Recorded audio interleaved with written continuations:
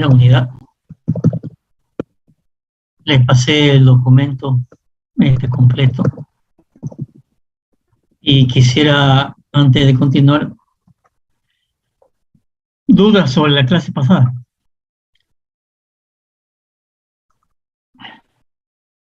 Preguntas, dudas.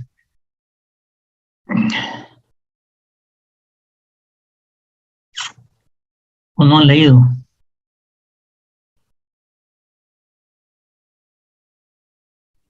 Buenas tardes, ingeniero. Recién acabamos de adicionar a algunos compañeros. No vimos lo de la clase pasada, pero estaba leyendo el documento y tengo unas dudas de los principios. No lograba entender bien. ¿Qué principio no he entendido?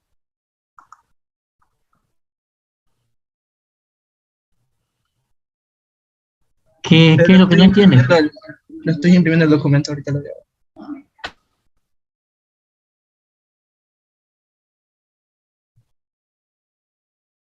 O sea, hay 7 principios que están bien descritos, están subrayados las partes principales. Entonces usted lee algún principio y no lo entiende. ¿Qué principio no entiende? ¿Qué parte no entiende?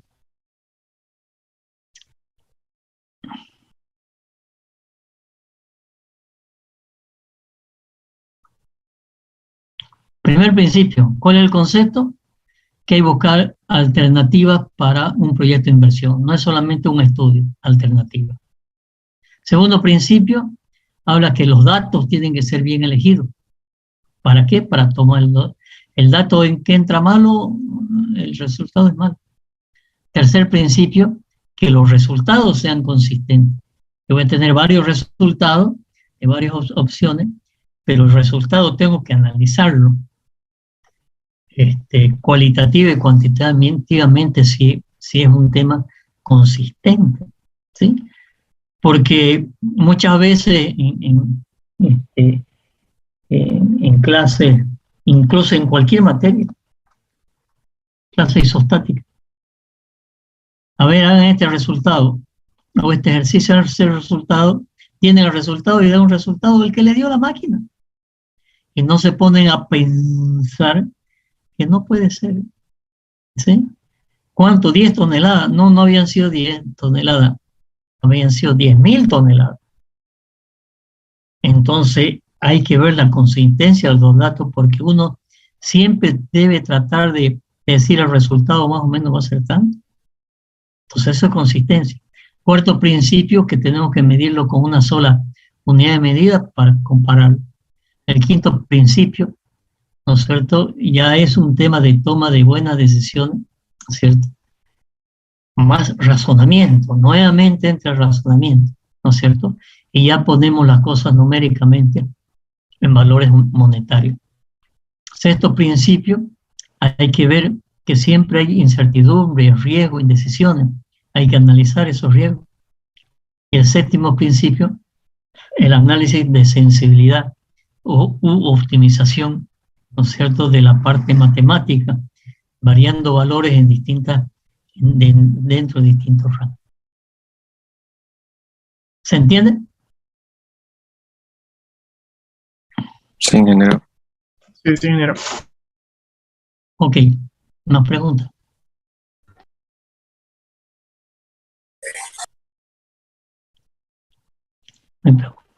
Ok. Después hablamos de la planificación. ¿Hasta dónde llegamos? Me olvidé anotar hasta dónde llegamos. Hasta las decisiones. El punto 3, creo, ingeniero. Importancia de la economía.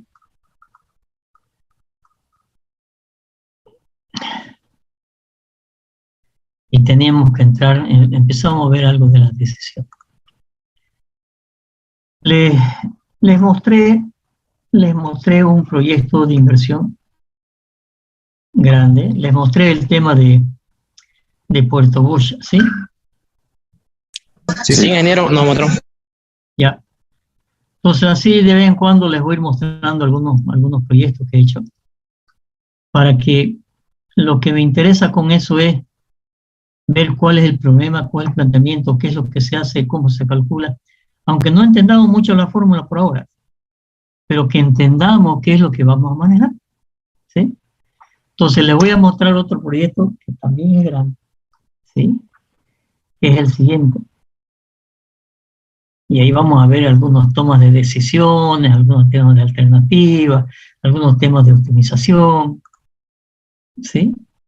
Esto se trata de el estadio Tahuicha Aguilera.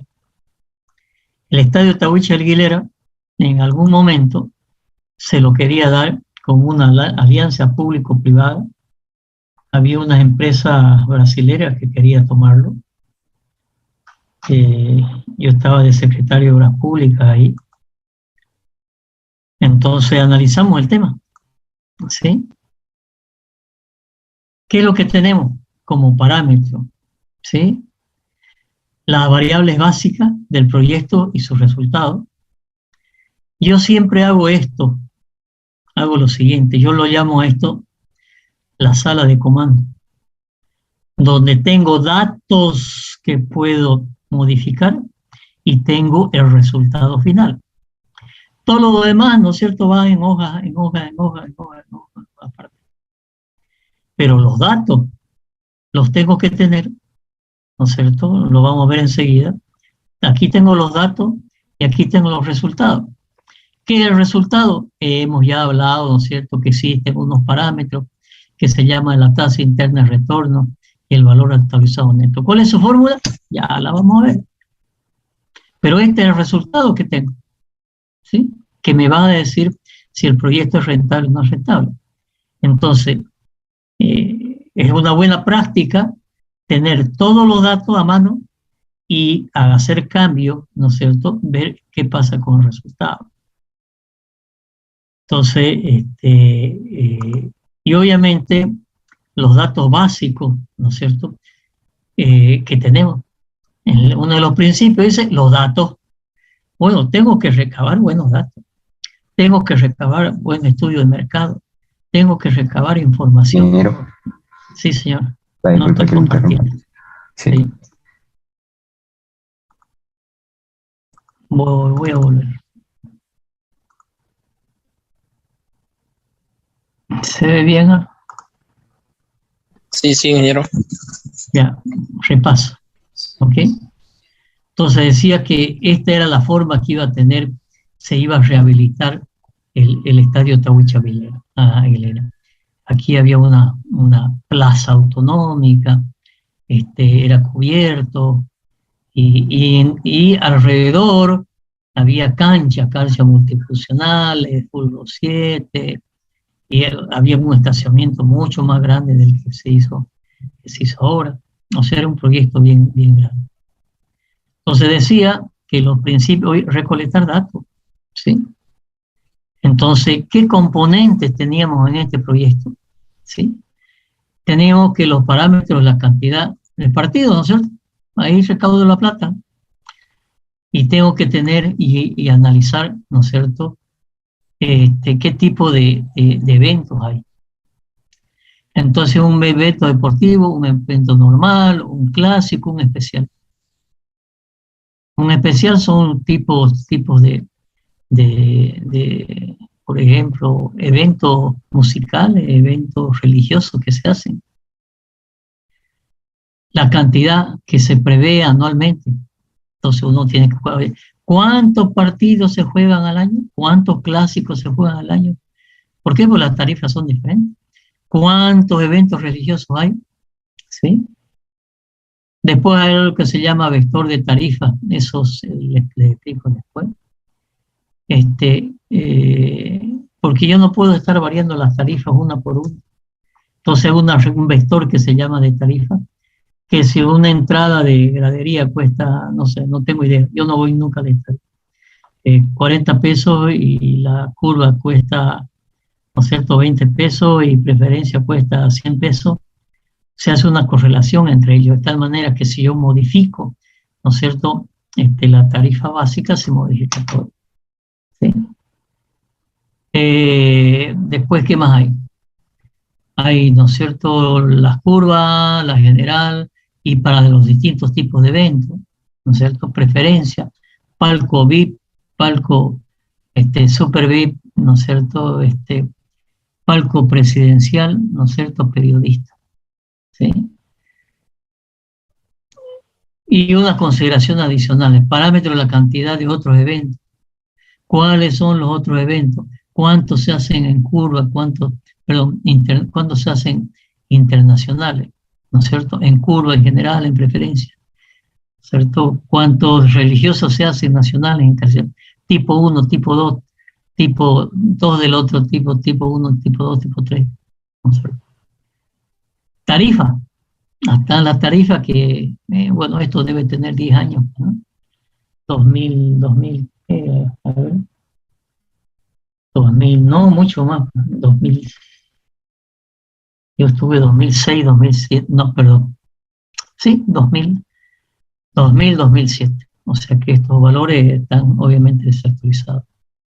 Espectáculos, ¿no es cierto?, de artistas, espectáculos religiosos, ¿sí? Internacionales, nacionales. ¿Sí? Entonces estudio la demanda, aquí ya estoy entrando al estudio de la demanda.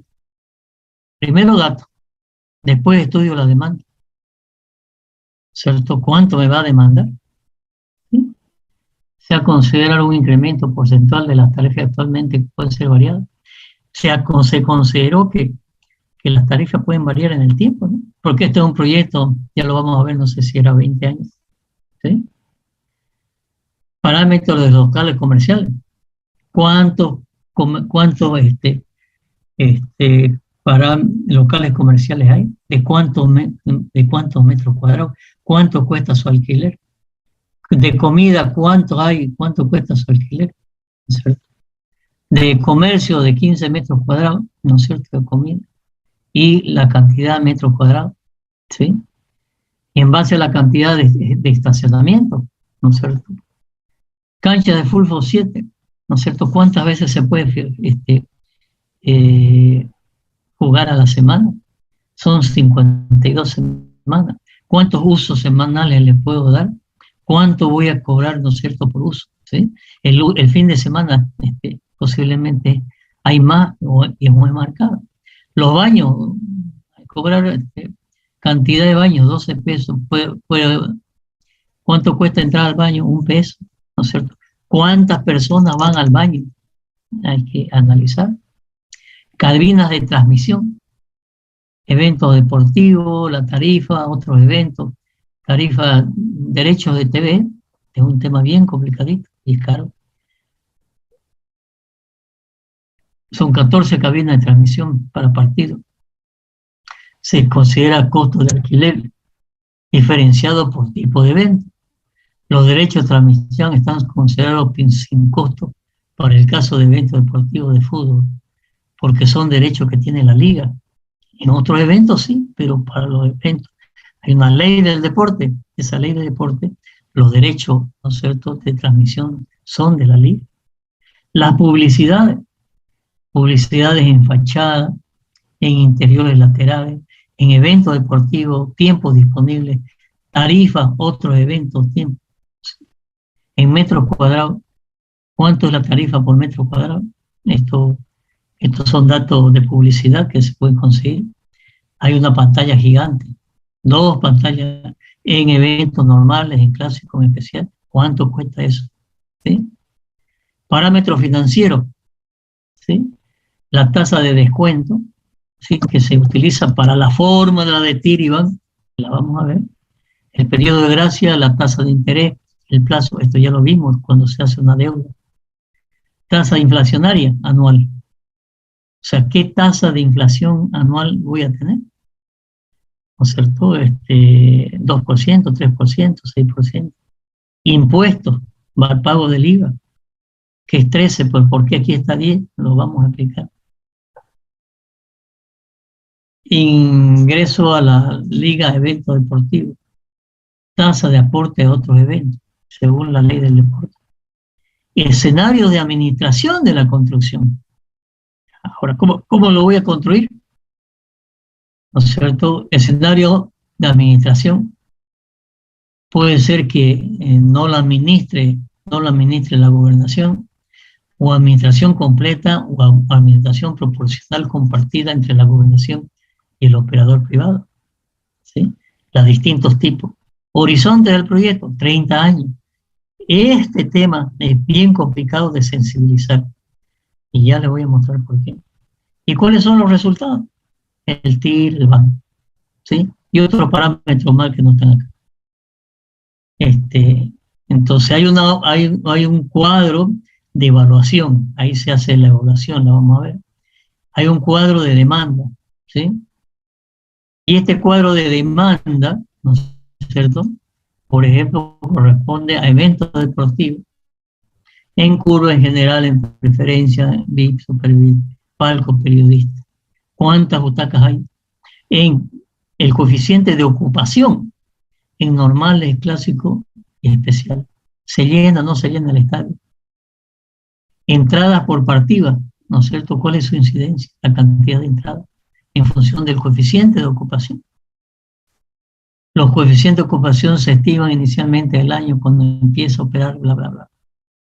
Y después, yo no puedo decir que hay una demanda, porque tengo un tope, ¿no es cierto?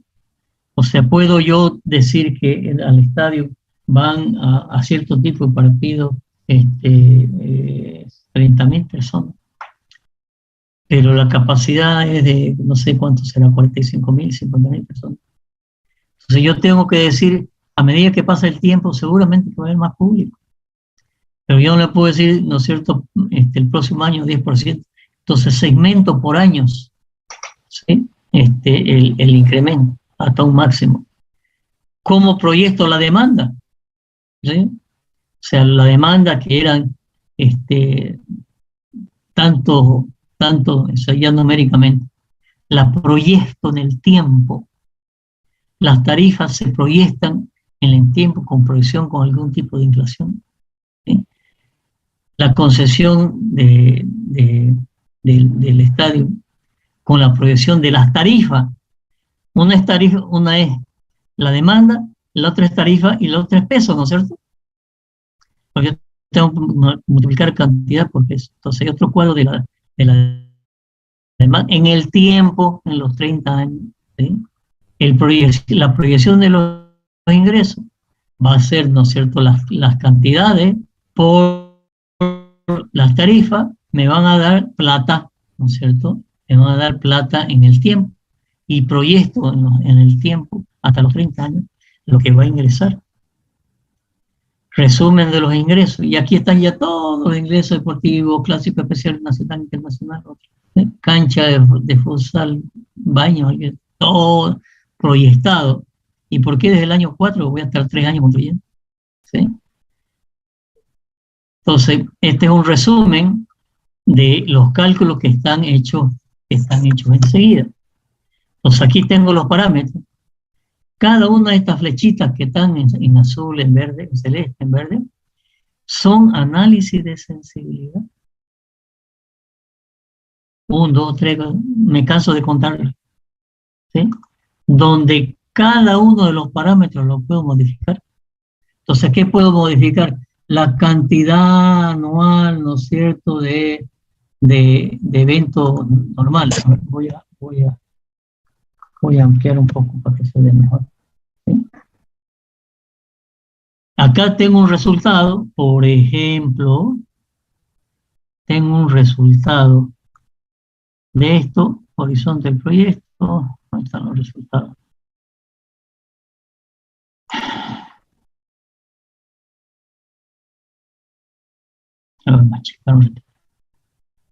Aquí tengo el resultado, un TIR del 34%. Buena TIR, ¿sí? Buena TIR. Pero yo digo que clásicos, ¿no es cierto?, no van a haber 6, van a haber 3, van a haber 2, y normales van a haber menos, y especiales van a haber menos. Sucede que si yo me voy al resultado, ¿no es cierto?, ya se varió la TIR. Está todo entrelazado, debe haber como 20 o 30 hojas totalmente entrelazadas, en un solo cálculo, ¿cierto? Entonces yo quiero saber, a ver, el vector de las, a ver, los locales. ¿No es cierto? Los locales. Vamos a aumentarle, ¿no es cierto? Valores o no, esto lo podemos incrementar o decrementar. Cancha de fútbol. ¿Cuántas canchas de fútbol 7 hay? ¿Cuánto es? Sucede que no puedo cobrar más que 50 pesitos, ¿sí? ¿Qué pasó con mi tip? ¿No es cierto? Un poquito se bajó, no es muy sensible porque es un solo local. La transmisión de la cabina. El tema financiero, que es uno de los que más impacta, digamos. ¿Dónde está la información financiera? Datos financieros. Sucede que yo voy a conseguir plata para prestarme, ¿no es cierto? Y me prestan al 10%. ¿Sí? Entonces, después lo que hace es correr el programa y actualizar todo esto. Horizonte del proyecto. O sea, ¿cuánto voy a hacer el proyecto? ¿A 10 años, a 20 años, a 30 años? ¿Sí? Entonces, sucede que si yo veo todos los cálculos ya, el cálculo de evaluación, ¿cierto? Todas las tablas estas están a 30 años. Todo el tema de evaluación. Estamos a 30 años. La demanda, ¿sí? La demanda, yo estoy diciendo que aquí en la demanda están las curvas, los coeficientes de ocupación, la entrada por partido, y aquí estoy diciendo que cada 5 años, ¿no es cierto?, va a aumentar un cierto por ciento la demanda. Cada 5 años voy a incrementar de los otros eventos, cada 5 años puedo, no, 5% mucho, le voy a poner 2%. El próximo año le voy a poner 3%. Y todo esto está recalculando, ¿no es cierto?, todas las hojas. ¿Sí? Todos los parámetros, ¿no es cierto?, se empiezan a mover. ¿Sí? Tendré la proyección de la demanda, otra tabla, por eso se llama proyección. ¿A cuánto? A los años, ¿no es cierto?, que estoy proyectando, 30 años. Otra gran tabla, 30 años. Tarifa proyectada, ¿cuánto? ¿Cierto? A 30 años, acá está con 0, si se ha modificado. La proyección de los ingresos. El resumen de los ingresos. Los gastos. O sea, es una empresa que va a administrar el Estado. ¿Qué gastos tiene? Tiene gastos de personal, un gerente, un asesor, secretario, mensajero. Área operativa, jefe de administración, secretario, contador, bla, bla, bla. Todo lo que voy a gastar en administrar el estadio como empresa. Los servicios, energía, agua, comunicaciones, insumos, refrigerio, seguro. Total mensual, eventual, ¿no es cierto?, boletería, tipo de control, seguridad. Administración de la implementación. Implementación que mientras yo construyo, tengo que administrar también. Entonces, gerente, asesor legal, secretario ejecutivo, gastos operativos, alquiler de oficina, comunicación, papelería, servicio. Yo tengo que tener una oficina para administrar esto. ¿Sí? Después están los gastos de mantenimiento. Limpieza interior, exterior, baño, jardinería, cancha, infraestructura, bañería, limpieza, mantenimiento mensual, mantenimiento anual. Acá está lo que es la obra. Esto era obra ya, ¿no es cierto? Se hizo una estimación de la obra. Esto es la ingeniería ya. Resultado del estudio de ingeniería, análisis de precios unitarios, o sea, instalación de faena. Esto costaba en dólares, había que invertir 23 millones de dólares. ¿Sí? Las inversiones, ¿no es cierto?, en la construcción, en amoblamiento, en equipamiento, en inversiones diferidas, que son los estudios, capital de trabajo, mientras Mientras no produzca, ¿no es cierto?, yo tengo que pedirme plata también al banco. Y acá, ¿no es cierto?, está el total de las inversiones. Y aquí tengo que hacer la estructura financiera. ¿Qué es la estructura financiera? ¿No es cierto? ¿Cuánto me voy a poner de mi plata y cuánto voy a financiar al banco? Entonces yo voy a financiar, ¿no es cierto?, el 13% y el banco que me financia el 86%. Y esto, obviamente, capaz que el banco me dice, poca tu inversión, aumenta tu inversión, yo te voy a dar más crédito. Y esto es el análisis económico financiero que hace el banco para darme, obviamente, un crédito, ¿sí? El cronograma de las inversiones. Este es un PER, digamos, ¿no es cierto?, de cuándo se hacen las inversiones. Eso es parte de nuestra ingeniería.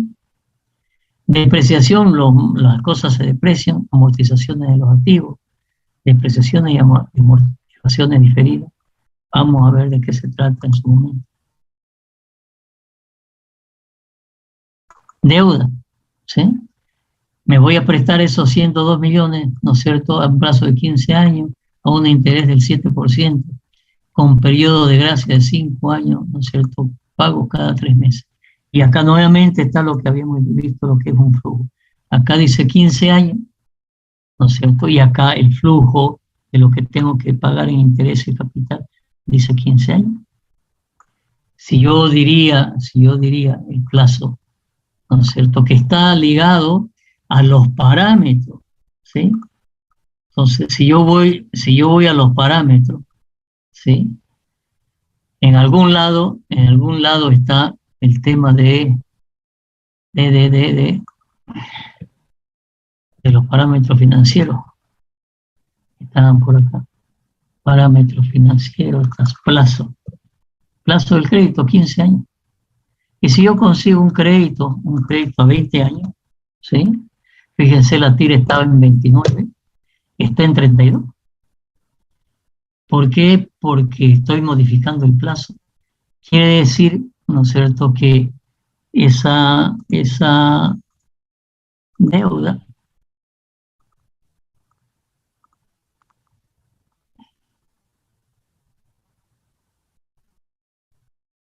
¿dónde está? Deuda en las inversiones.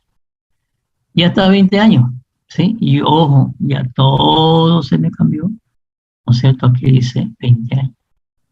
Este es el flujo de caja del servicio de la deuda, ¿no es cierto? Y acá está, ¿no es cierto?, el cálculo matemático del servicio de la deuda. Son 80 cuotas, ¿por qué? Porque yo tengo un periodo de gracia, 5 años. Si yo digo que voy a pagar mensualmente, ¿ya cuánto es? Ahí está el flujo, ¿no es cierto?, de 240 cuotas entre capital. Y si yo le digo que la tasa de periodo de gracia es 0, empiezo a pagar intereses del primer día. Entonces, como ven, esto es un proyecto de inversión, hacer con todos los cálculos. Y aquello que yo les hablaba de lo que vimos del séptimo principio.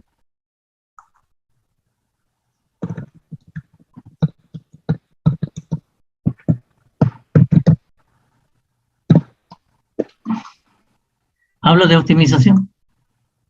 ¿Qué es lo que estuve haciendo? Variando, optimizando,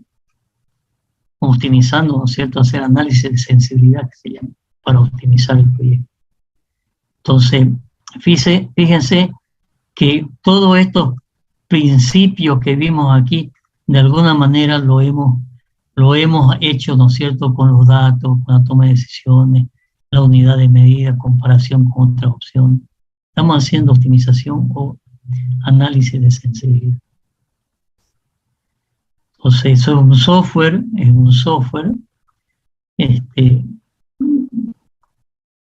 que yo he desarrollado, pero ¿cuál ha sido la ventaja? Conocer muy bien, ¿no es cierto?, el Excel para poder hacer estas cosas. Un economista, yo no he visto ese análisis de sensibilidad en algunos proyectos de inversión que han hecho economía. ¿Por qué? Porque yo he utilizado las habilidades, ¿no es cierto? Y lo que me brinda el Excel para realmente unos análisis de sensibilidad muy interesantes. ¿Okay? Más o menos se entiende a dónde queremos llegar, qué es lo que tenemos que aprender. Sí, sí. Eso es lo que quiero, eso es lo que quiero. Y no darle teoría, teoría, teoría. ¿Y esto para qué? ¿Y esto por qué?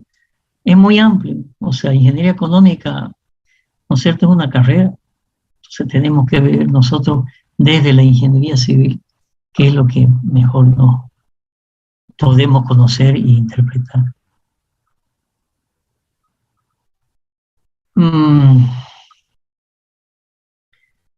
Esta materia también la dictaba antes el ingeniero Víctor Hugo Ortiz. Yo ya tenía un par de reuniones con Víctor Hugo. Me ha pasado mucha de la documentación con el que él daba las clases. Hay una parte teórica muy interesante. ¿Sí? Prácticamente tiene la parte teórica de la mayoría de las unidades. Están bien planteadas. Entonces también me ha dado obviamente el permiso como para usarla. ¿Sí? Entonces material no nos va a sobrar. El ingeniero Juan Pablo Paz también, que da la materia, también me ha pasado información, sobre todo de presentaciones. Se las pasé, no las presentaciones, las vieron la presentación alguna vez, que habla de las instituciones de financiamiento. El primero era la entidades financieras. Pero esas son presentaciones por la metodología de llevar la materia que tiene Juan Pablo. Juan Pablo arma grupo, ¿no es cierto?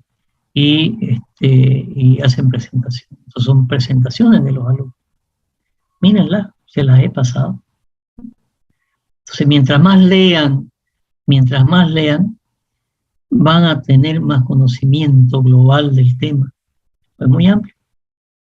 Entonces ustedes quieren aprender ingeniería económica lo mejor posible, lean presentaciones, lean. Yo lo que hice aquí fue entrar a internet y buscar de lo que entendía yo, mejores artículos para explicárselo. Pero tenemos bastante material. ¿Okay? Entonces vamos a empezar a ver el tema de las decisiones económicas. ¿Sí? Fíjense que cuando les mostré el ejemplo, hay cientos de decisiones que hay que tomar. Muchas de las decisiones están definidas porque sí, se hacen solamente 6 partidos de clásico al año, y siempre son 6, no sé si será así, ¿no es cierto? Hay 4 o 5 eventos religiosos, más o menos. Entonces buscar el dato y tomar la decisión, ¿cuánto pongo? Pero si hacemos de tal manera que todo sea variable, el día de mañana tomar varias decisiones o varias alternativas no es difícil, ¿sí? Por ejemplo, no sé si lo tengo cargado todavía. Por ejemplo, un tema muy importante era que si esto lo hacía la gobernación solo, ¿no es cierto? No tenía recursos la gobernación. Y por eso, ¿no es cierto?, se lo plantea con un operador privado. Y aquí están una de las grandes variables. ¿Cuánto pone el concesionario y cuánto ponía la prefectura o gobernación? Y en la medida que el concesionario ponga más plata, ¿no es cierto?, fíjense cómo está variando. Yo estoy variando esto y está variando la TIR. Acá está variando la TIR. Y obviamente el 84, el saldo es la prefectura. ¿No es cierto? Entonces, mientras más plata está poniendo el concesionario, ¿no es cierto?, obviamente va a ser más plata para él. La TIR desde el punto de vista de la entidad pública era menor. En cambio, si yo digo, el concesionario, vamos a mitad, vamos a mitad, 50-50. Una TIR 32%, que ya es interesantísimo, digamos. ¿Sí? ¿Qué es lo que me mide el TIR? Lo vamos a ver en detalle, pero ¿qué me mide el TIR? Tasa interna de retorno. Quiere decir que si yo tengo una plata y la pongo en el banco me va a dar, ¿no es cierto?, 5%. ¿Qué 5? Ahorita no me dan ni el 3% de interés anual. Eso es lo que yo puedo recibir si pongo mi plata en el banco. En cambio, si yo parte de mi plata la hago un proyecto y le pido plata al banco, mientras más me financia el banco, ¿no es cierto?, la rentabilidad es mayor. Entonces, este proyecto me va a rendir a la parte de mi plata el 32%, no el 3% que me da si lo pongo a plazo fijo. ¿Y qué mide el BAN? El BAN mide, ¿no es cierto?, el resultado final, ¿no es cierto?, en los 30 años. Voy a tener un resultado de 21 millones. Eso es el TIR del BAN. ¿Cómo sale? ¿Cuál es la fórmula? ¿Cómo se la calcula? Eso lo vamos a aprender. Entonces, ¿cómo se evalúa un proyecto económico financiero? ¿No es cierto? Con ciertos parámetros. ¿No es cierto? A ver, pregunto, ¿cómo se evalúa un elemento estructural en función de su geometría? ¿Quién me contesta?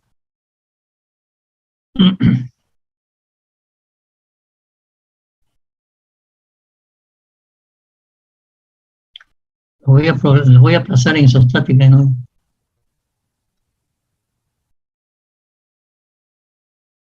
Si yo tengo un elemento estructural, ¿sí?, que tiene una geometría, puede ser una viga que es rectangular, circular, triangular, tiene una forma de geometría. ¿Cómo evalúo su resistencia en función de su geometría? Ya se olvidaron.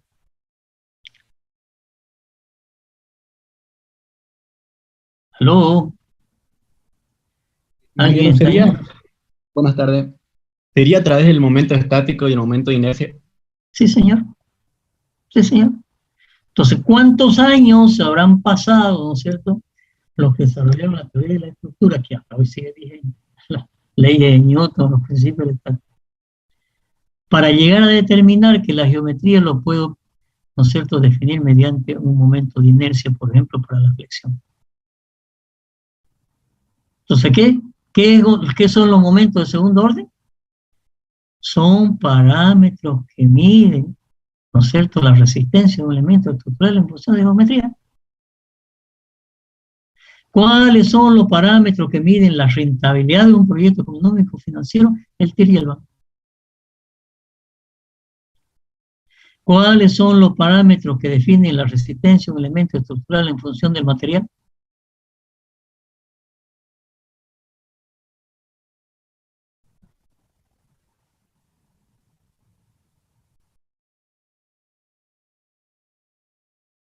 ¿Quién define la mayor o menor resistencia de un elemento estructural en función del material?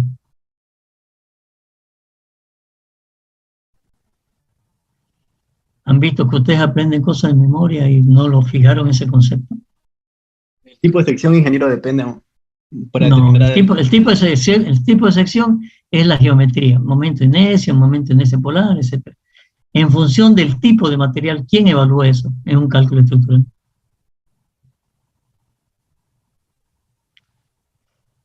Si no me equivoco, yo creo que era el módulo de elasticidad. El módulo de... Sí, señor.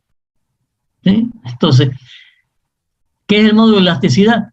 Ya, ¿no es cierto?, 2.100.000 kilos por centímetro cuadrado, eso no me dice nada. Me dice el número. Pero el concepto, ¿cuál es? Mide la resistencia, ¿no es cierto?, del tipo de material. Un hormigón estará, no sé, en 150.000, 200.000 kilos por centímetro cuadrado. Entonces, un TIR y un BAN me están midiendo, con todos estos cálculos que les muestro acá, me están midiendo su rentabilidad. Pero yo no lo puedo dejar así, ¿no es cierto? Porque hay tantas variables, pero además un poco de futurología, ¿no es cierto? Porque ¿quién me dice que voy a que va a haber una inflación del 5% nomás. Y si viene una hiperinflación, chao proyecto, pues, ¿no es cierto?, se va a caer. Yo tengo que prever, ¿no es cierto?, cuánto va a costar de aquí a 30 años la entrada al estadio. Y eso lo sé. Tengo que hacer análisis. Entonces, ¿cuánto me cuestan las inversiones? Yo sé, ¿no es cierto?, porque este es el proyecto, estas son las cantidades, este es el presupuesto, el análisis presupuestario, esta cuesta tanto. No hay problema la inversión. O sea, los egresos de construcción no hay problema, pero los ingresos, sobre todo proyectos como estos que son a 20, 30 años, ¿sí? Complicado. Pero no hay otra forma. Esa es la teoría, esa es la mecánica y esa es la metodología para evaluar evaluación económica financiera del proyecto. Entonces son para mentir y van. Hay otros más que lo vamos a ver, la relación entre beneficio y costo, etc. Hay varios parámetros. Entonces, y obviamente hay software, ¿no es cierto?, que hace este tipo de evaluación. Yo he preferido hacer mi propio software, ¿sí? ¿Por qué? Porque le aseguro que le saco más provecho que un software que es cerrado y que quiero hacer algo y no lo puedo hacer. Pero además, como les decía el otro día, ese cuadro de las inversiones es un presupuesto. Y ese presupuesto lo puedo hacer también con software, ¿no es cierto?, con el CUAR, con el ACP, con etcétera, etcétera. Hay software para cálculo de presupuesto. Pero si yo quiero hacer sensibilidad, voy a tener, y que me dice, a ver, variará la rentabilidad, ¿no es cierto?, si el acero se subió como hasta 3.000 toneladas alguna vez, ¿no es cierto? ¡Wow! ¿Qué hace el economista? Le pega una llamada al que hizo el proyecto, ¿no es cierto?, al que hizo el cómputo, al que hizo el presupuesto, y dice, oye, si el fierro sube tanto, ¿cuánto sube la construcción? Y ese dato se lo da y él recién lo mete a su software.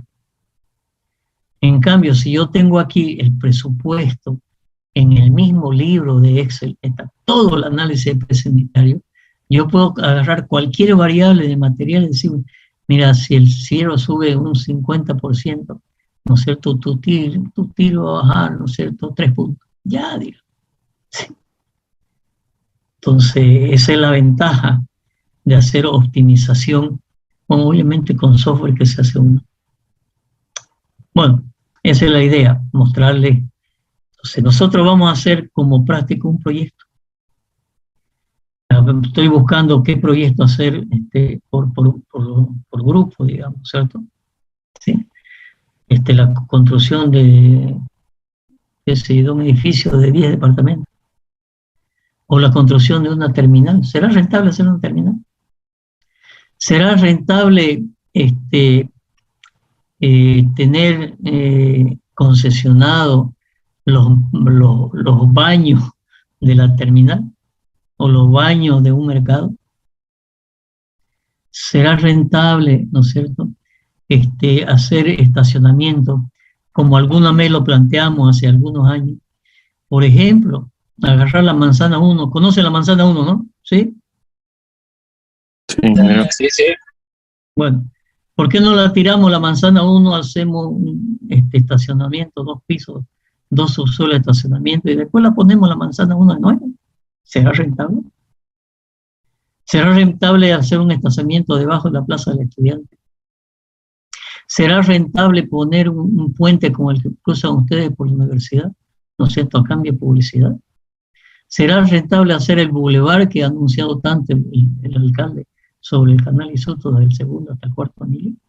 ¿Será rentable hacer estacionamientos de camiones en el cuarto anillo, allá en la zona oeste, ¿no es cierto?, desde la doble vía La Guardia hasta la Roque Coronada, donde los camiones lleguen, estaciones, tengan su casetita ahí, ¿no es cierto?, con baño, ¿sí? Si no, ahorita los camiones andan por todos lados, atropellándose. ¿Será rentable? Etcétera, etcétera, etcétera. ¿Sí? Entonces vamos a tratar de buscar proyectitos, tampoco es que sean así tan grandes, para que hagamos un práctico de rentabilidad de proyectos. Eso se llama, hoy que está muy, muy, muy en boga, ¿no es cierto?, la ley que ha salido de la alianza público-privada. Entonces viene un privado y le dice, ya, yo voy a hacer el bulevar, me lo das el bulevar, yo voy a construir, me lo das por 30 años, yo voy a hacer restaurante, voy a hacer autotodo, autofarmacia o lo que sea, y me lo das por 30 años. Yo construyo como privado, no te cobro un peso. No se transfiere propiedad, la propiedad sigue de la alcaldía, y después de 30 años se le devuelve. Y después de 30 años la alcaldía dice, bueno, ahora yo lo voy a licitar en concesión de nuevo, alianza público-privada. Ah, ¿y a quién se lo doy? Al que me dé más mensualmente.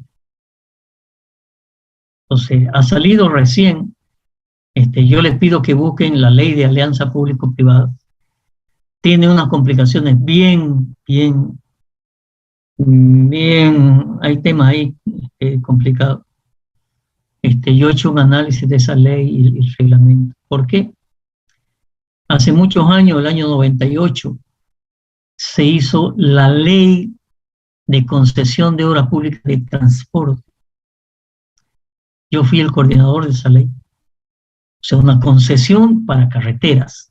En Bolivia no da porque hay poco flujo.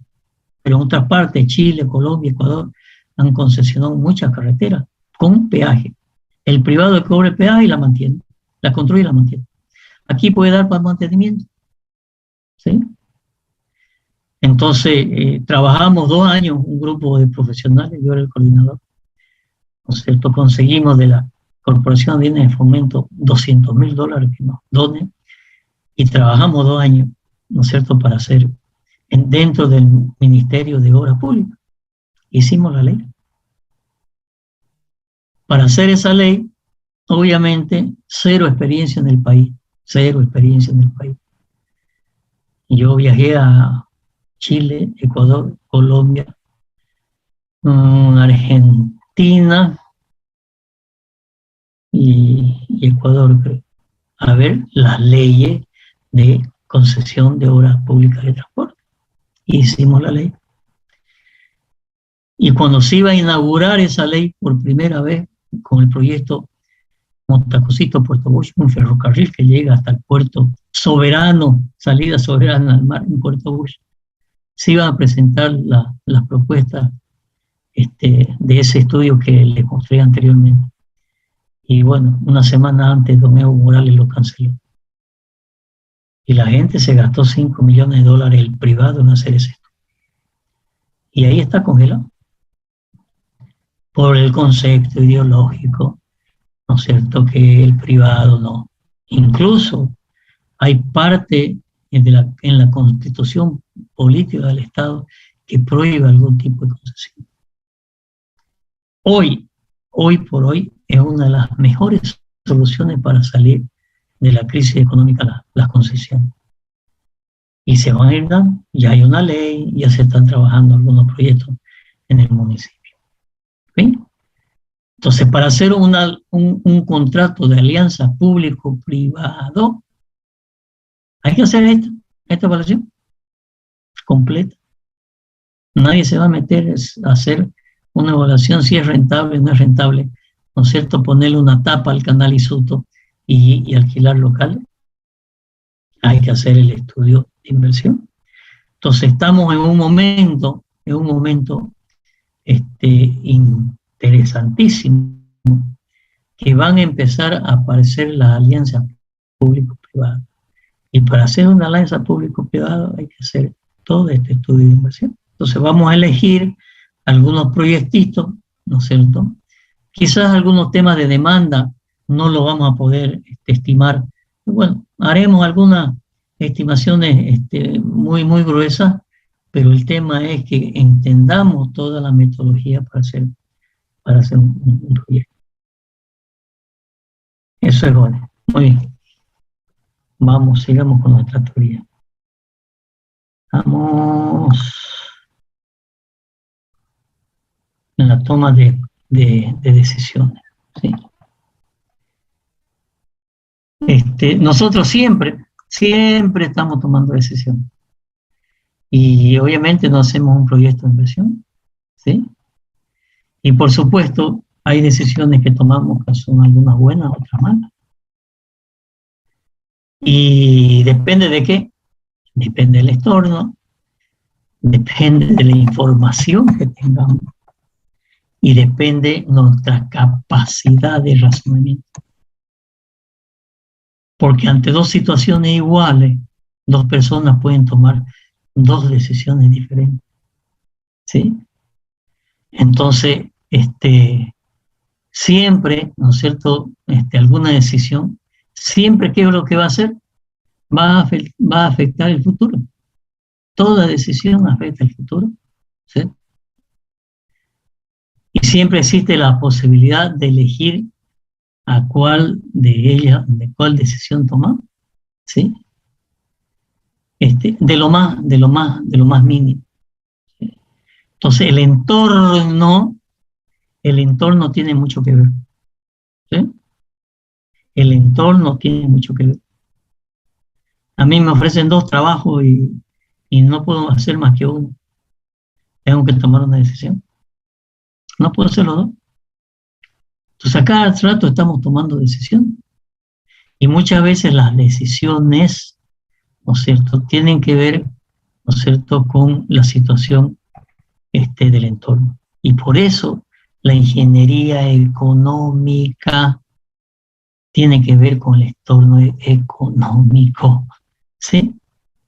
Y para eso, ¿no es cierto?, no hay que ser ingeniero técnico. Tomar decisiones de otro tipo, ¿sí? ¿Por qué? Porque las circunstancias de trabajo en algún momento van a tener que dejar el cálculo, digamos, ¿no es cierto? Pero van a seguir en la ingeniería, ¿no es cierto?, administrativa, financiera, planificación, ordenamiento, ¿sí? Entonces, a ver, les doy un par de ejemplos. Muchas veces están ustedes en una institución pública, buen ingeniero. ¿Este ingeniero a qué se dedica? Este ingeniero se dedica a hacer pliegos de especificaciones, cómputo, presupuesto. Buenísimo. Lamentablemente la estructura, llamémoslas salariales, en las instituciones públicas son por rango, no por capacidad. No me pagan por capacidad. Me pagan porque yo soy profesional nivel 1, nivel 2, nivel 3. Y muchas veces este ingeniero se merece mejor. Y dice, ya, va a dejar de ser ingeniero nivel 1. Que debe estar, no sé en cuánto estar ahorita en las instituciones públicas. Están en 7.000, 8.000 bolivianos. Y no va a ganar más como ingeniero. ¿Por qué? Porque está en un escalafón de categoría. Entonces lo vamos a llevar de jefe. Va a ser director de costos ahora. Muy bien.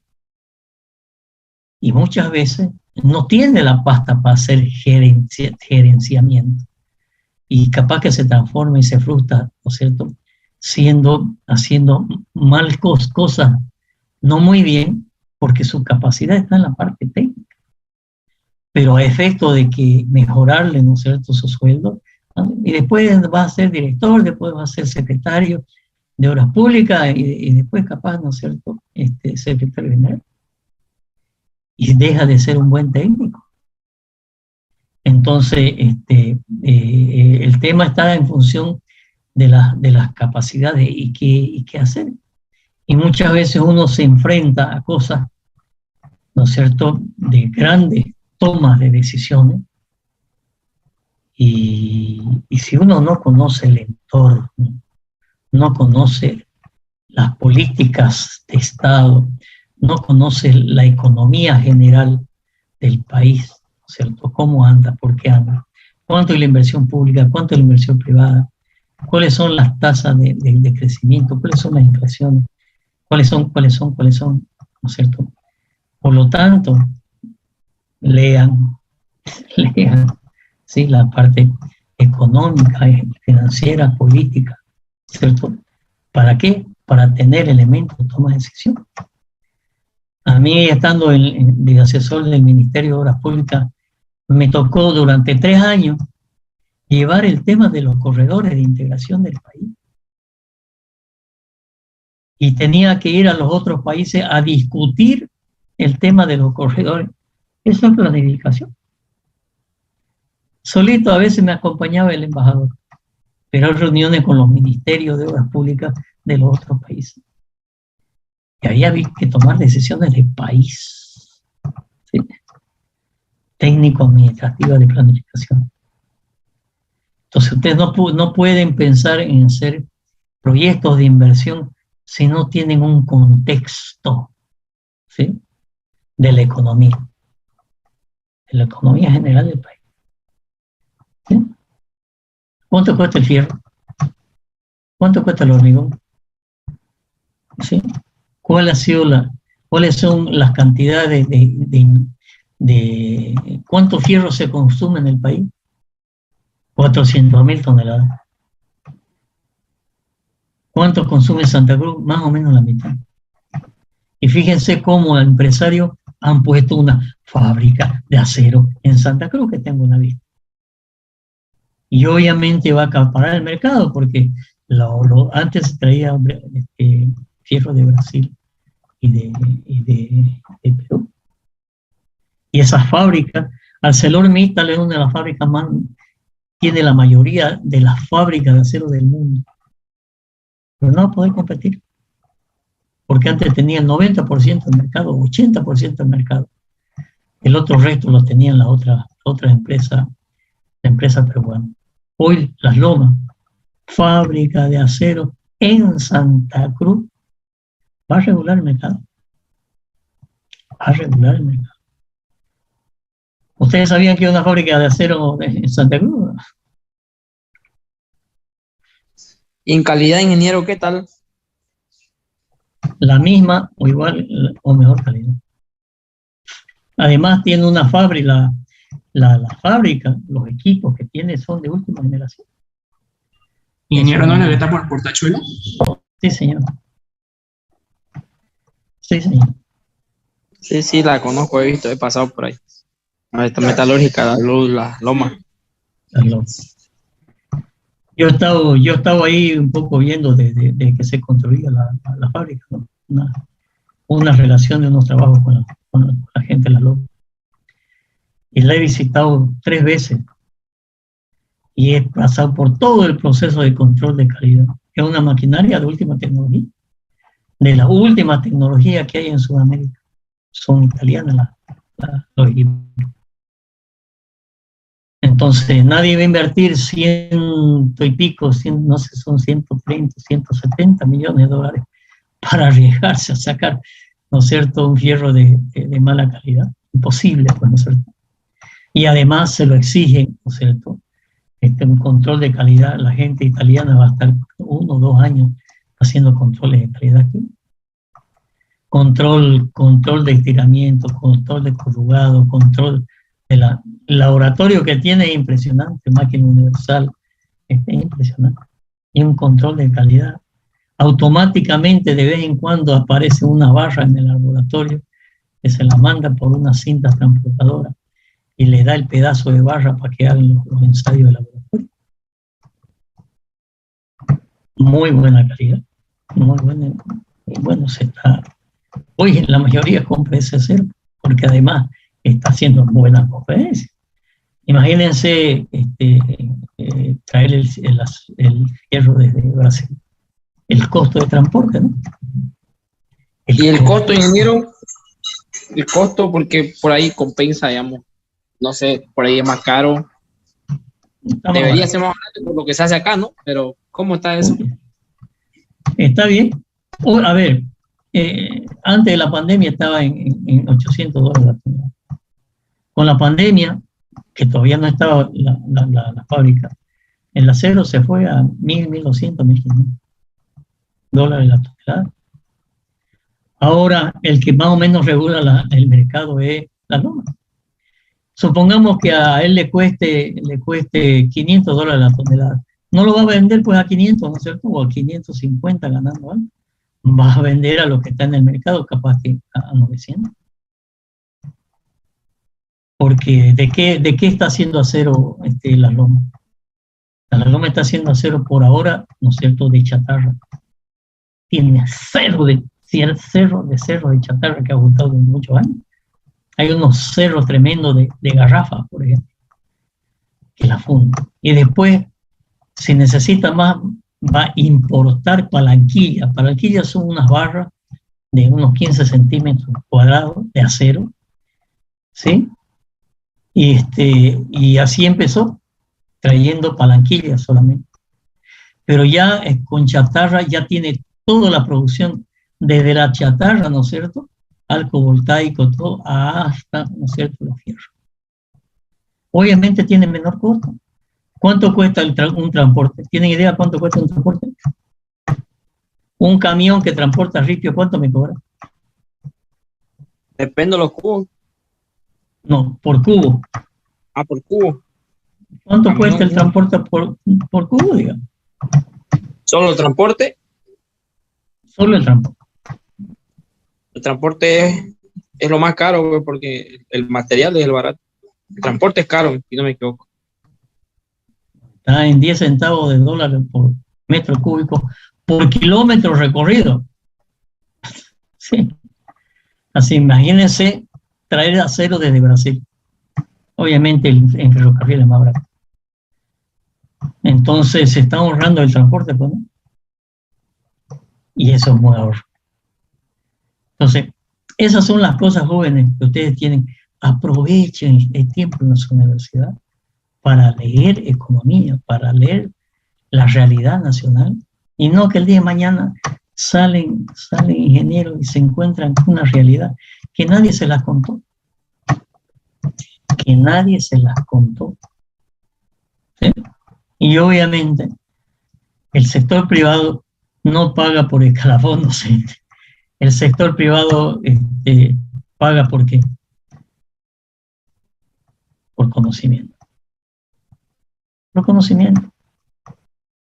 Yo he tenido experiencias muy interesantes con alumnos que han hecho pasantía, y yo los he llevado a las empresas a hacer pasantía, ¿sí?, antes de salir. Hoy son investigadores natos. El otro día, ustedes saben, yo estuve muy enfermo, y me visitaron 4 o 5 alumnos, y me trajeron una placa de reconocimiento. Y me decía uno hace unos días, me dice: usted no sabe lo que me cambió la vida haber hecho la tesis con usted. Me cambió la vida. ¿Dónde trabaja? Entre que es una de las empresas más grandes del mundo de desarrollo de software de estructura. Y desarrollo de software de estructura por Estados Unidos. ¿Dónde trabaja? Aquí en Santa Cruz. Aquí está una de las sucursales de la empresa. Y dice que forma parte de un equipo que están desarrollando, quizás pueda ser el mejor software de cálculo de estructura. Fue mi ayudante, hizo tesis conmigo, y después yo lo metí a hacer práctica en empresa. Y de eso son como 7. Que además nos juntamos, ¿sí? Además juntamos. Dice: yo estoy investigando esto, yo estoy investigando otro. Compartimos investigación. Es impresionante el conocimiento que se agarra, porque cada uno transmite, y son investigadores natos, ¿no es cierto? ¿Y cuál es el mayor sueño de un docente? ¿Cuál creen que es el mayor sueño de un docente? ¿Qué creen? Para mí el mejor sueño es que el alumno supere al maestro. Y este grupo, impresionante, ¿sí?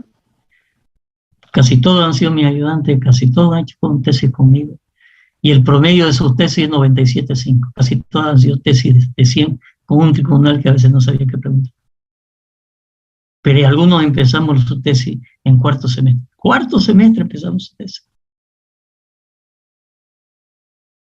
y se le cambia el chip. Se le cambia el chip del razonamiento. Yo investigo todos los días, yo estudio todos los días, si puedo, ¿no es cierto?, 1 hora por día. Y este grupo, ¿no es cierto?, es un grupo, ¿sí?, que transmitimos el conocimiento, nos juntamos de vez en cuando. Ojo, y el más antiguo ha rendido su tesis hace más de 20 años. Los demás son más jóvenes, hace 10, 12 años que han rendido su tesis. Pero el mayor, ¿no es cierto?, rendió su tesis hace 20 años. Entonces, y no es nada más decir, pensar en el QL² sobre 8, ¿no es cierto?, de cálculo de estructura. El tema sobre todo este tema de ingeniería económica, tiene que ver mucho con el transporte, tiene que ver mucho con la realidad nacional. Porque tengo que tomar decisiones para plantear con mi dato, ¿no es cierto? Y tengo que hacer, yo digo, ¿no es cierto?, algo de futurología, qué es lo que va a pasar más adelante. Pero si yo no tengo información de la histórica del fierro, ¿no es cierto?, cuánto ha cambiado en los últimos 20 años, o cuánto se importa de acero. Yo tengo información cuánto se importa de acero de todos los países que vienen acero del mundo hacia Bolivia y Santa Cruz. ¿Sí? ¿Dónde? Cádiz, comercio exterior, ¿no es cierto? Y cualquier cantidad de estadísticas. El Instituto Nacional de Estadística, que es una estadística, y la realidad nacional. Ok, sigamos. La toma de decisiones competentes es una actividad que consta de 2 partes. La generación de todas las alternativas opcionales de acción que la situación requiere. Nuevamente estamos viendo que no tenemos que ver un solo proyecto. Lo que tenemos que ver son las alternativas. Tengo que plantear alternativas y empezar a desechar, ¿no es cierto?, para quedarme con las mejores. ¿Sí? Ahora, por supuesto que no todos los problemas, ¿no es cierto?, se definen con un proceso de toma de decisión. ¿Sí? Es necesario madurar, ¿no es cierto?, y volver hacia atrás y volver a repasar, ¿no es cierto?, en qué situación me encuentro, para conocer realmente los objetivos, que es lo que quiero lograr. En la vida real, dice, necesariamente llevan una presentación tan ordenada como lo que se sugiere en el proceso de toma de decisiones. Obviamente aquí, cuando hacemos un proyecto de inversión, hay metodologías que están bien regladas, como hemos visto, ¿no? Hay que hacer esto, las inversiones, los ingresos, la distribución, las proyecciones, la proyección de los ingresos, etcétera, etcétera. Están los pasos a seguir. En cambio, en la vida real, nosotros a cada rato tomamos decisiones, ¿no es cierto?, sin hacer ningún estudio. Hay gente que es muy hábil para los negocios y toma decisiones, le va bien. ¿No es cierto? ¿Por qué? Porque tiene instintos de negocio. En ingeniería está basada en 9 elementos, y estos elementos pueden ser auxiliares de la toma de decisiones. ¿Cuáles son los elementos que en la ingeniería, ¿no es cierto?, nos hacen, ¿no es cierto?, tomar decisiones? Reconocimiento del problema. Si yo no conozco el problema, ¿a qué le voy a dar solución? ¿A dónde quiero llegar? ¿No es cierto? ¿Cuáles son los metas y el objetivo? ¿No es cierto? De los cuales, ¿a dónde yo quiero llegar? Si no sé a dónde quiero llegar, ¿no es cierto?, ¿cómo voy a buscar caminos o alternativas? Yo quiero saber si este proyecto es rentable. ¿Ya? Ok. Ya, yo quiero una fábrica de hamburguesas. O yo quiero hacer un edificio. Voy a comprar un terreno, lo voy a tirar a una casa vieja y voy a hacer, ¿no es cierto?, 4 departamentos. Esa es mi meta, ese es mi objetivo. Nuevamente, fíjense cómo esto se correlaciona con los principios de información. Yo les mostraba el otro día que esto significa el estudio del mercado. Si yo no hago estudio de mercado, ¿no es cierto?, ¿dónde voy a ir? Hoy, por ejemplo, un estudio de mercado me dice que es preferible hacer vivienda que oficina. ¿Y por qué? porque el tema de la pandemia hizo que la gente trabaje desde su casa. Y muchas empresas siguen con teletrabajo por producción. El contador trabaja en su casa. El ingeniero que calcula los centros trabaja en su casa. Hoy por hoy, ¿no es cierto?, que yo estoy con una fiscalización de ese edificio, un edificio bastante grande. No puedo salir. Yo tengo un proceso de recuperación bastante largo. Prácticamente estoy empezando a aprender a caminar de nuevo, ¿no es cierto? Porque 40 días de internación, pedí masa muscular, no puedo pararme solo. Tengo que apoyarme. Entonces yo le voy a tirar 2, 3 meses que no voy a poder salir a caminar. ¿Y qué hago? Virtual. Y es un proyecto grande, ¿no es cierto?, que interviene en una empresa constructora, 2 empresas especializadas que además trabajan, que son de la Argentina, ¿sí? Y otra empresa de otra parte de la especialidad que trabaja en Chile. Y nos reunimos día por medio y vemos por videollamada, ¿no es cierto? Llevamos la obra. Obviamente lo que me estoy perdiendo es obra, ¿no es cierto? Bueno, ahí tengo ingenieros que me hacen esa parte. Entonces, oficina, había que cambiar el concepto de la oficina. Y el concepto del departamento también, porque si seguiría la pandemia, o sea, ustedes saben que con la pandemia ha sido grave, pues, ¿no es cierto? Imagínense una familia con 2 hijos, 3 hijos, mínimamente tenían que tener celulares para pasar clase virtual. Ustedes mismos, si yo le hago una encuesta a ustedes, ¿cuántos tienen computadores? ¿Cuántos ven la clase por teléfono, por el celular? Yo me atrevo a decir, ¿no es cierto?, que no pasa más del 50%. Mite. Yo la he hecho la estadística en varias materias. Y muchos de ustedes están viendo en el celular la clase. Obviamente que es una incomodidad. Imagínense isostática 1, ¿no es cierto?, viendo un polígono funicular o fuerza en el celular. No, y tener clase, o tenían que tener 2 computadoras, 3 computadoras en la casa, que no se las puede tener, ¿no? Tampoco son baratas. Pero además tener un lugar. Entonces, hoy los arquitectos ya piensan, no, un lugarcito, un escritorito, aunque sea pequeño, porque muchos están pasando la clase, ¿no es cierto?, en su comedor, en su dormitorio, ¿sí? Entonces, fíjense que el entorno ha hecho, ¿no es cierto?, que incluso los diseños de viviendas puedan cambiar, o los diseños de oficinas más pequeños. Entonces, la recopilación de información, el estudio de la que se llama la demanda, que normalmente lo hace el economista, ¿cierto? No es sencillo. ¿Sí? ¿Por qué? Porque entran muchas alternativas. Y después, ¿no es cierto?, hacer un análisis de las alternativas factibles. Porque de las alternativas que yo tengo, ¿no es cierto?, tengo que ver cuál es la más factible. Elección del criterio para juzgar una alternativa. Eso es como yo voy a tomar examen. ¿Qué preguntas me hago para poder evaluar cuál es la mejor alternativa? Y si me equivoco ahí, capaz que estoy evaluando mal. Entonces necesito, ¿no es cierto?, criterios para juzgar la alternativa. En este caso, nuestros parámetros de TIR ¿no es cierto?, van a ser los criterios de evaluación. Fíjense esto de interesante. Construcción del modelo de interrelaciones, que es lo que les quería mostrar con el ejemplo.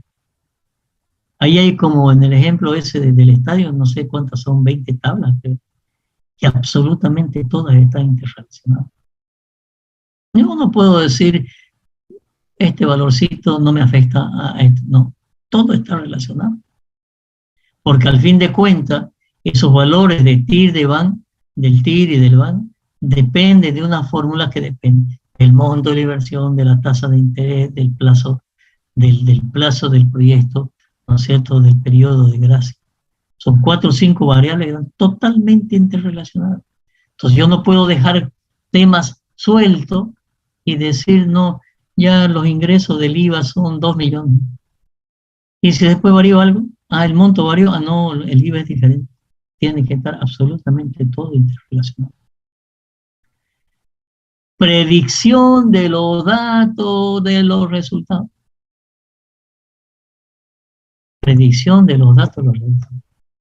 Si yo tengo que, como muchas veces le decían isostática también, hay que oler, hay que sentir la estructura.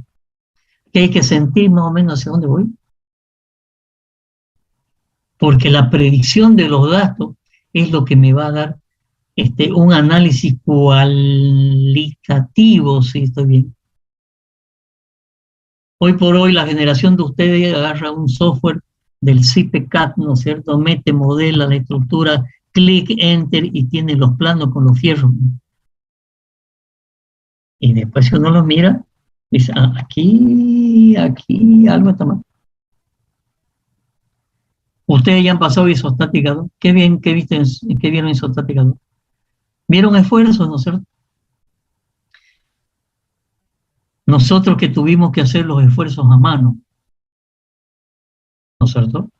Realmente, lo leemos la estructura. Ustedes no. Ustedes seguro que no. No meten un software y alá lo que dice el computador. No hacen análisis de previsión. En cambio, a mí me sale, yo miro las cargas, ¿no es cierto? Y miro el diagrama y me doy cuenta si está bien o está mal. Me doy cuenta, me duelen los ojos, salta, ¿no es cierto?, que algo está mal. Y uno revisa, seguro que metió un dato mal. Ustedes no. La generación de ustedes, ¿no es cierto?, lo que le dice el computador, eso es, no hacen predicción del resultado. No lo hacen. ¿Por qué? Porque tienen la máquina.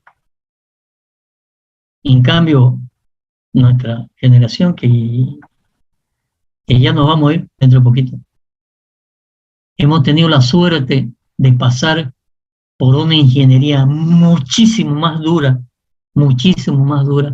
en cuanto a estudiar teoría, ¿no es cierto?, fórmula. Había que demostrar las ecuaciones de 8º grado, ¿no es cierto?, para resolver el resalto de un dique, por ejemplo. Y había que desarrollarlo. Hoy lo meten en un software, listo, ya. Está bien, y no analizan el resultado. Acá en la ingeniería económica, que mucho hay que predecir. Y obviamente, ¿no es cierto?, después de hacer la alternativa, elegir la mejor.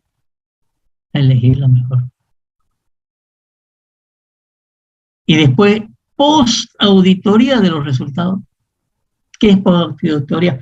A ver, veré los resultados y veré si hay compatibilidades, se ve si son racionales, se ve, ¿no es cierto?, si los resultados, ¿no es cierto?, tienen relación con los datos, si hay consistencia. Eso es una post-auditoría de los resultados. ¿Okay?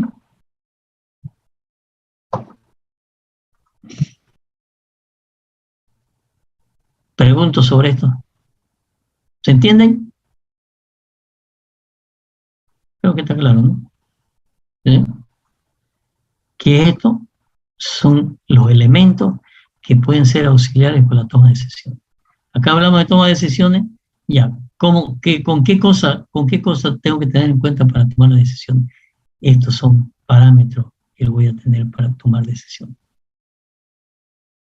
Cada dólar que se gasta tiene intención de gastar, o que no tiene, se convierte en la base de una forma de decisiones económicas. A ver, le voy a tratar de hacer un gráfico. Chiquito, pero está bastante feo. Voy a hacer acá más chico. Aquí voy a poner plata. ¿Ok? Voy a poner plata. ¿De qué? De estudios. Y aquí voy a poner plata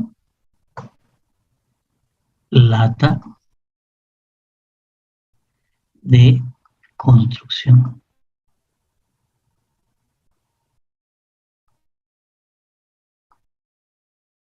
¿Ok? Y esto tiene una relación más o menos así. Es una curva así. Más o menos así. ¿Qué quiere decir?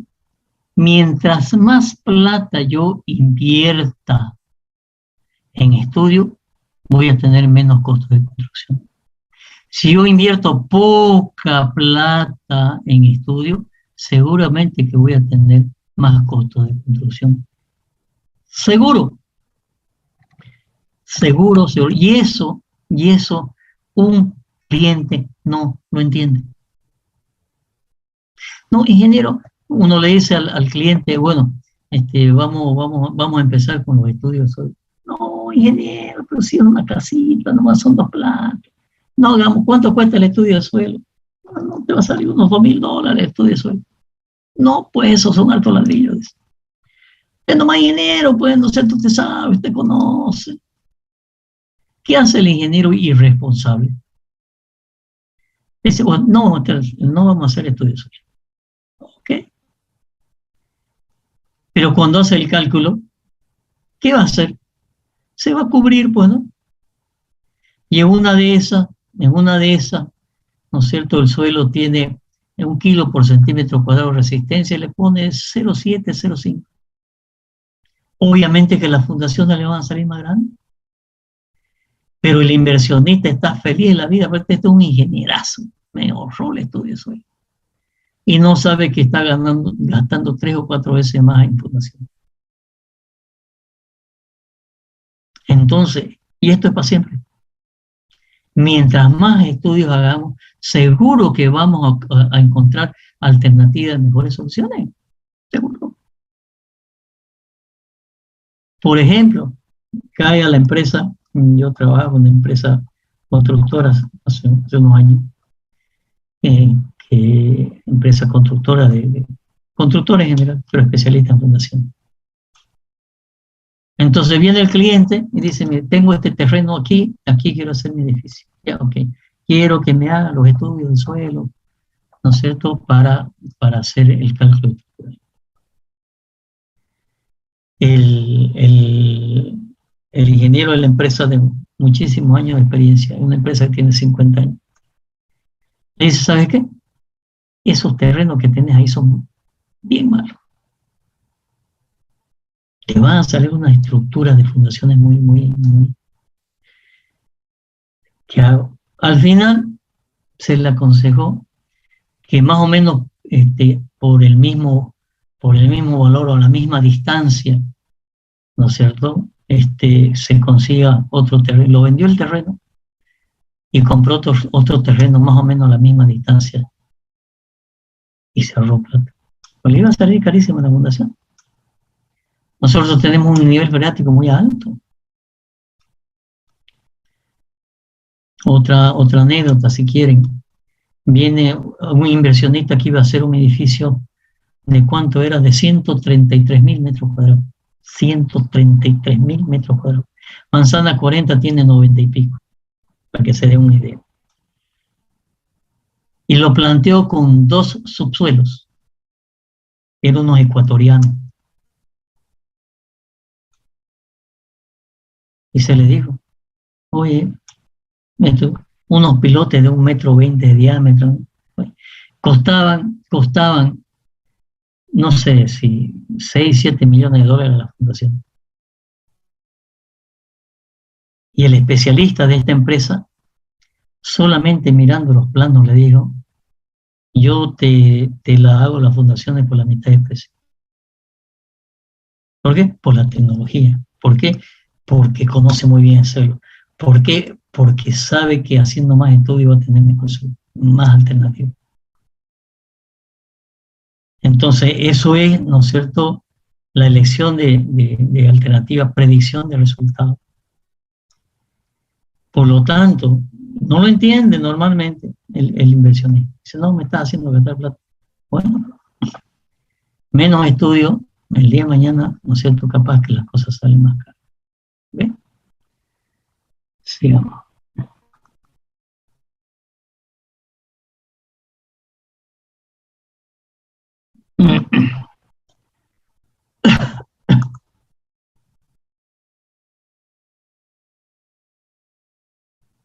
Aquí estaba hablando nuevamente, ¿no es cierto?, de tomar las decisiones económicas, seguir con la práctica actual y rechazar todas las alternativas, las que conozcan y las que no conozcan, por no haberlas buscado. De nuevo, hay que buscar alternativas. La mayoría de los ejecutivos estarán de acuerdo que en la decisión de aprobar una erogación de 40.000 para comprar una nueva máquina es un ejemplo típico de una decisión económica, pero no podrá considerarse como una decisión económica acertada a menos que haya examinado toda la se haya incluido todos los elementos de costo y ingreso. Los principios y las técnicas de evaluación se acorden. Nuevamente, ¿no es cierto?, volvemos a los principios y a las técnicas, ¿no es cierto?, que nos dicen acá, ¿no es cierto?, con cómo evaluar alternativas. ¿Sí?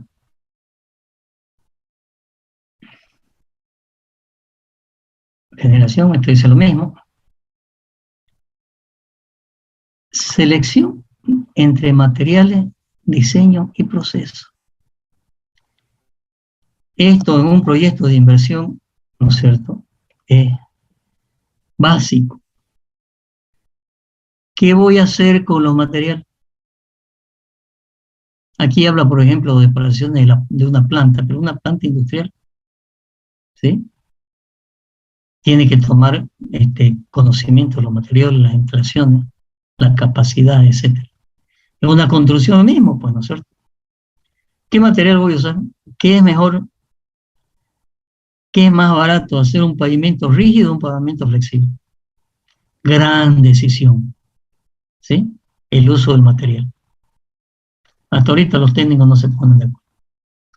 Porque un pavimento de hormigón, ¿no es cierto?, me va a durar 20 años casi sin mantenerlo.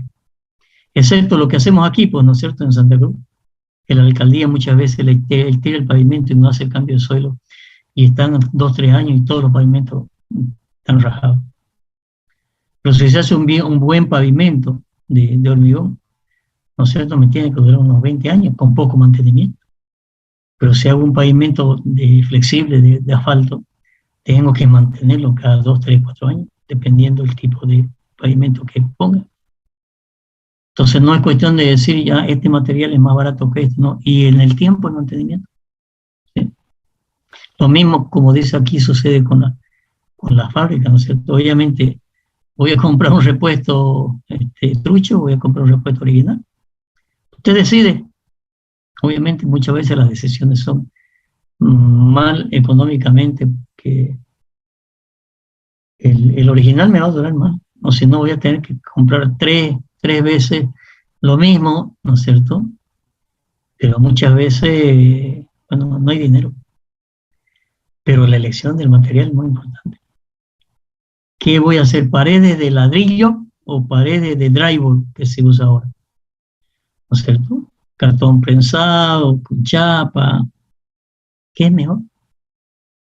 ¿Qué me va a hacer más económico? Cuidando, obviamente, el tema de transmisión de calor, ruido, etcétera. Que hoy esos tipos de materiales funcionan muy bien. Y mucha gente cree, porque es un material, ¿no es cierto?, de una chapa con cartón prensado. Dice, no, no, no, no, aquí se escucha el ruido del vecino. Y no es así. Hay materiales que son más acústicos, ¿no es cierto? Y más que no dejan transmitir el calor térmico que el ladrillo. Son más limpios, son más rápidos. Y muchas veces a nivel de material es más caro, pero yo voy a hacer en el mismo tiempo 3 veces, por lo tanto la mano de obra es menor. Y si yo estoy queriendo hacer un edificio de departamento para vender, ¿no es cierto? Tendré que elegir, ¿no es cierto?, el material. Diseño. El diseño, hoy por hoy, hay arquitectos muy especializados para sacarle el jugo hasta el último metro cuadrado. Obviamente cumpliendo las normas de ergonomía, de espacio, ventilación, aireación, iluminación, bla, bla, bla, bla. Pero aprovechan el espacio, porque cada metro cuadrado vale, ¿no es cierto?, para venderlo, para alquilarlo, ¿sí? Entonces, y después el proceso. No es lo mismo hacer una casa que hacer 10 casas. Totalmente diferente el proceso. Cuando se hacen viviendas, 100, 200 viviendas, es una fábrica de viviendas. Entonces yo no puedo seguir con los mismos procesos como los que hago, ¿no es cierto?, cuando hago una casa. No puedo. Por ejemplo, a ver, les doy un ejemplo. ¿Cuántos ladrillos entran en un metro cuadrado de ladrillo adobito? ¿Cuántos entran? ¿Alguien sabe? Con un visto costos. Ya. Yo le puedo demostrar, yo he hecho unos programas, le puedo demostrar que depende del espesor de la junta. Y yo he probado con el espesor de la junta de 1 centímetro, 2 centímetros, 3 centímetros o emboquillado de 4 centímetros. Y me varía la cantidad de cemento desde 37, creo, hasta 65 ladrillos por metro cuadrado. Y obviamente que el costo, ¿no es cierto?, es diferente.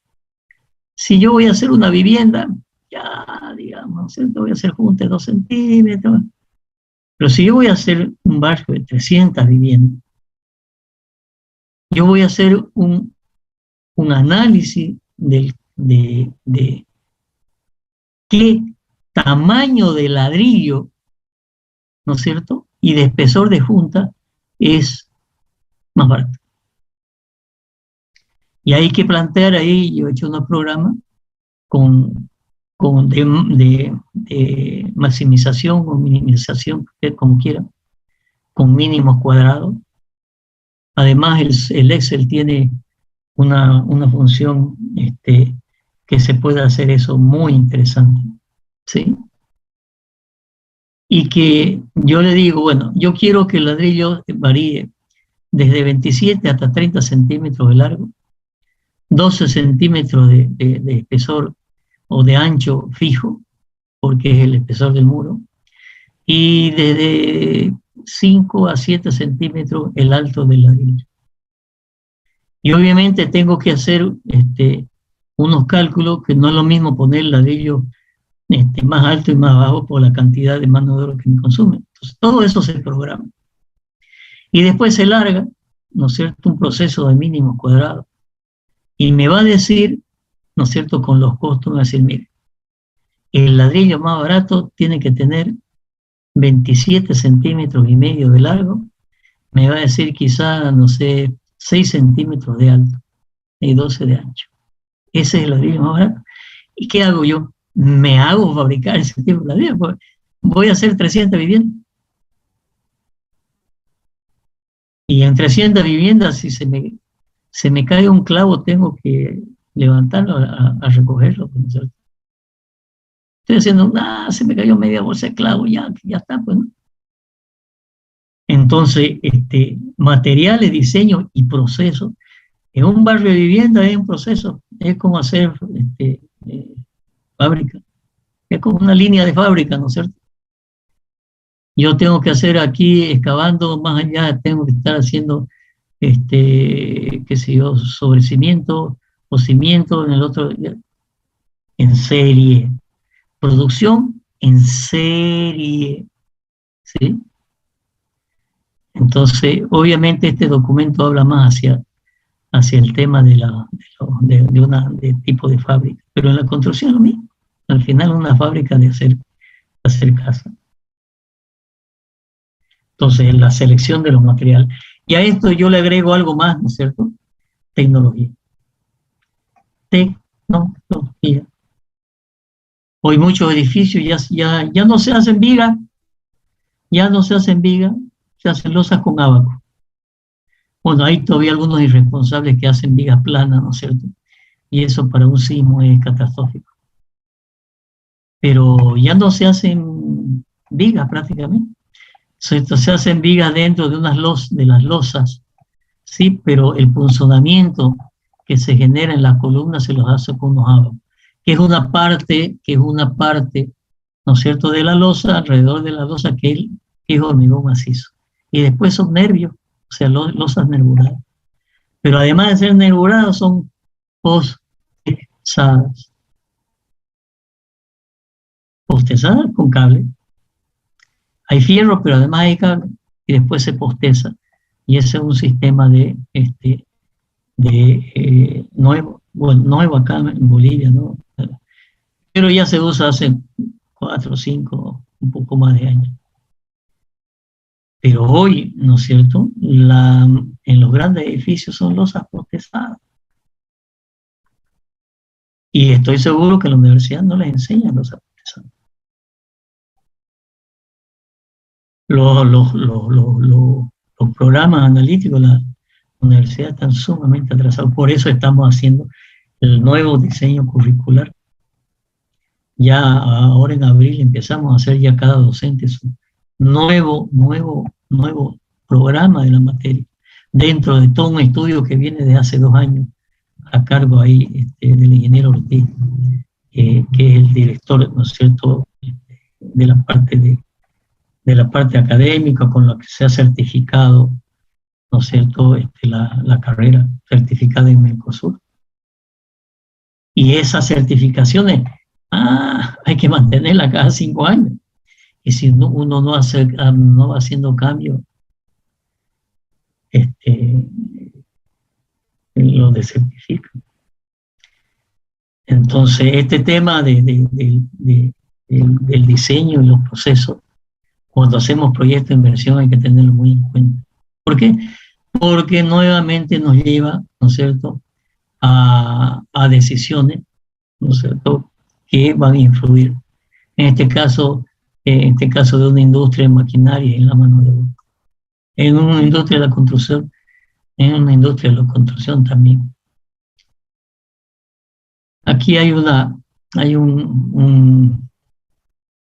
diseñador, ¿no es cierto?, de aluminio o acero fundido para la carcasa de un instrumento. Está hablando de una fábrica.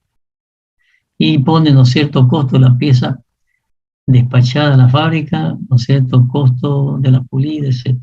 Y hace un análisis de por qué el material. Muchas veces el material obviamente es importado. Ahí tengo que tomar una decisión. Muchas veces por tiempo. Mucho material viene de la China, obviamente. Muchas constructoras hoy día se van a la China. Y se compran el piso, se compran los vidrios, se compra todo de China. ¿Sí? Y obviamente hay que hacerlo con tiempo. Si ustedes ven Manzana 40, tiene unos vidrios afuera. ¿Sí? Y yo no puedo decir, a ver, me faltaron 20 vidrios, ¿no es cierto? No puede, hay que fabricarlo a medida. ¿Cuánto tarda? 6 meses entre fabricación y transporte. Entonces, el tema de elección de materiales también tiene que ver mucho con el tiempo, cuándo lo voy a utilizar, y eso tiene que ver con cronograma de obra, las compras, etc. Y eso da resultados muy diferentes en el costo de la inversión.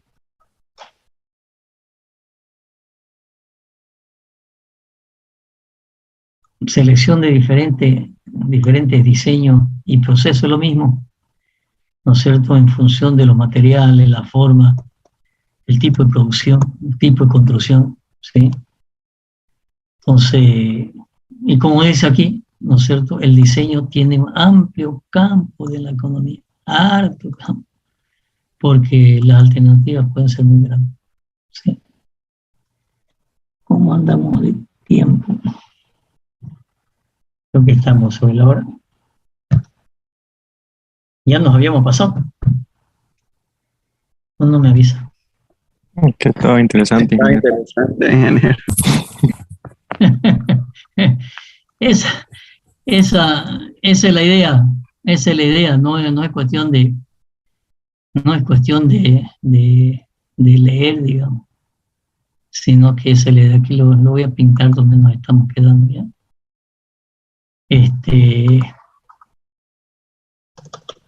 Porque si yo les digo lean el documento y no se los explica, no van a entender algunas cosas. Justamente por eso les muestro ejemplos y después vemos hacia dónde va. ¿Okay? Entonces, en realidad, sigue algunos temas de decisiones. Terminen de leer el documento ya para la próxima clase, para que entremos al tema de planificación, que este es todo un temazo, el tema de planificación. Ahí les voy a dar una experiencia de planificación muy interesante, para que me entiendan mejor. Ok, jóvenes, ¿preguntas antes de irnos?